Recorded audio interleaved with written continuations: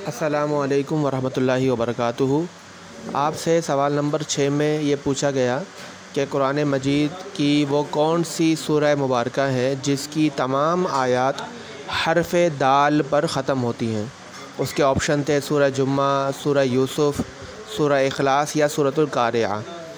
तो इसका सही और मुकम्मल जवाब ये है कि ये सूरतुल इखलास वो वाहिद सूरत है जिसकी हर आयत लफ्ज़ दाल हरफ दाल पर ख़त्म होती है।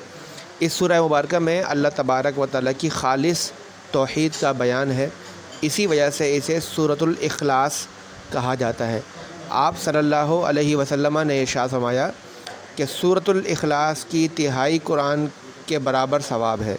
ये बुखारी शरीफ की रिवायत है कि सूरतुल कुरान की तिलावत करना तिहाई कुरान के बराबर है। यानी अगर कोई शख्स 3 मरतबा सूरतुल इखलास पढ़ लेता है तो उसे मुकम्मल कुरान पढ़ने का सवाब हासिल होता है।